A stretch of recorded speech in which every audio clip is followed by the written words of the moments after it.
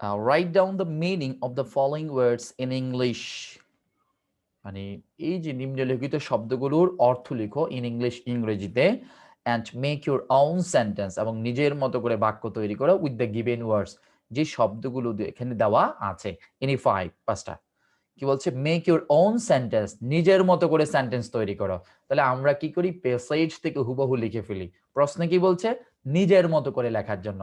অনেকে আমাকে কোশ্চেনটা করো যে ভাই আমরা যদি প্যাসেজ থেকে হুবহু সেন্টেন্সটা দিয়ে দিই হবে? হবে না তো, এখানে তো এটা বলে না, এখানে কি বলছে, নিজের মতো করে লেখার জন্য।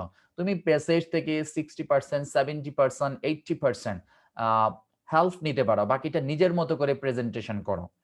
তারপর কি বলছে, উইথ দ্য গিভেন ওয়ার্ডস। ভাইয়া অনেকে প্রশ্ন করে যে শব্দগুলো দেওয়া আছে এটা দিয়ে সেন্টেন্স তৈরি করব, নাকি ভাইয়া এই শব্দটার অর্থটা দিয়ে সেন্টেন্স তৈরি করব, এটাও প্রশ্নের মধ্যে বলা আছে।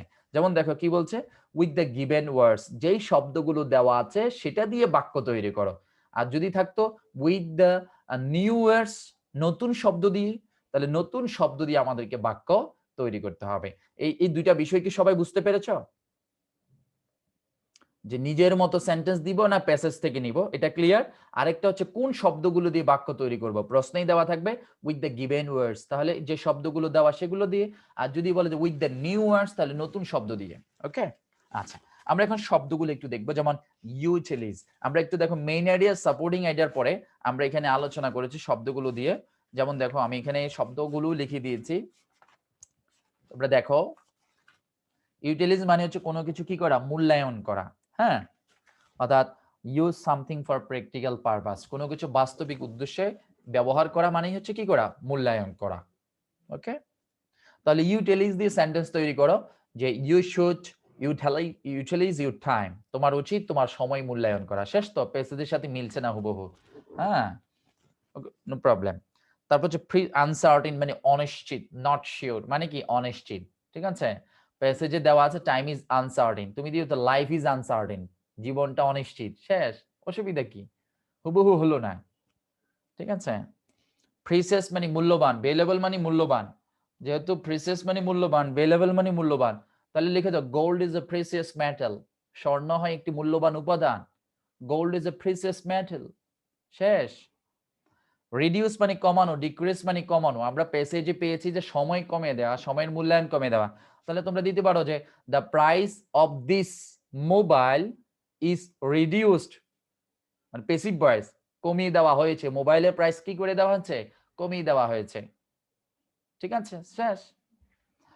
ফুট প্রিন্ট মানে পদচিহ্ন, mark on foot, mark on foot মানে কি পদচিহ্ন। তাহলে বলতে পারো যে everyone walk on the footprint. আচ্ছা, যাই হোক, এটা না দিয়ে আমরা যদি বলি যে most of the popular person have in our country, they have sands their footprints on the sands, they have their given footprints on the sands. Sorry, disturb হচ্ছে। অর্থাৎ আমাদের দেশে অনেক জনপ্রিয় ব্যক্তি আছেন হু হ্যাভ কিপড, যারা রেখে গিয়েছেন দেয়ার ফুটপ্রিন্টস, তাদের পদচিহ্ন অন অন আওয়ার স্যান্ডস, আমাদের দেশের ভূমিতে। অন আওয়ার স্যান্ডস মানে কি, আওয়ার কান্ট্রি। অথবা যেভাবেই সহজ করে নিজের মতো দিতে পারো। বুঝে গেছে? ইনডিভার শব্দের অর্থ হচ্ছে চেষ্টা, অ্যাটেম্পট শব্দের অর্থ চেষ্টা, ট্রাই শব্দের অর্থ চেষ্টা। ঠিক আছে, তাহলে দিতে পারো যে practice makes a man perfect, যেরকম একটা কথা আছে। তাহলে তোমরা দিতে পারো যে we should try our level best, তাহলে দিতে পারো we should endeavour our level best to success in our life. আমাদের জীবনে সফলতা অর্জন করার জন্য আমাদেরকে প্রচুর পরিমাণ আমাদের অবস্থা থেকে আমাদের প্রচুর এনগেজ করতে হবে, চেষ্টা করতে হবে। বার্ডেন মানে বোঝা, রেসপন্সিবিলিটি মানে দায়িত্ব, দায়িত্বই একটা বোঝা, যে পুরা পরিবারের দায়িত্ব তোমার উপরে, তার মানে পুরা পরিবারের বোঝাটা তোমার উপরে। ঠিক আছে, তাহলে বার্ডেন মানে বোঝা।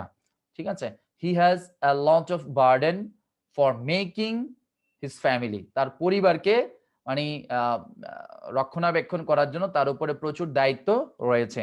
ওয়েস্ট মানে হচ্ছে অপচয় করা, স্পয়েল মানে অপচয় করা, নষ্ট করা, ধ্বংস করা।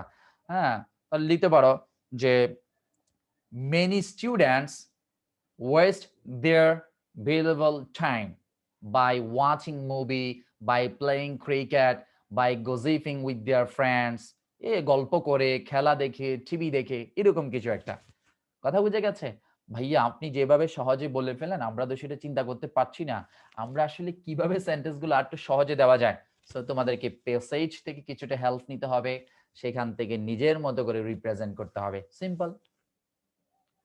প্যাসেজ থেকে হুবহু দিলে সমস্যা, বাট প্যাসেজ থেকে তথ্যটা নিয়ে নিজের মতো করে সাবজেক্টটা চেঞ্জ করে দাও, কোনো অসুবিধা নেই। ওকে, সবাই কি ওয়ার্ড মিনিং গুলো কিভাবে লিখতে হয় বুঝতে পেরেছো? আচ্ছা ফাইন। যেমন লিখবা আনসার্টেন, তারপর লিখবা নট শিওর সমান সমান আনসার্টেন দিয়ে একটা সেন্টেন্স লিখে দিবা। প্রিসিয়াস এর পাশে ভেরিয়েবল লিখে সমান সমান দিয়ে প্রিসিয়াস দিয়ে একটা সেন্টেন্স লিখে দিবা। ওকে, আশা করি সবাই বুঝতে পেরেছো। Thank you.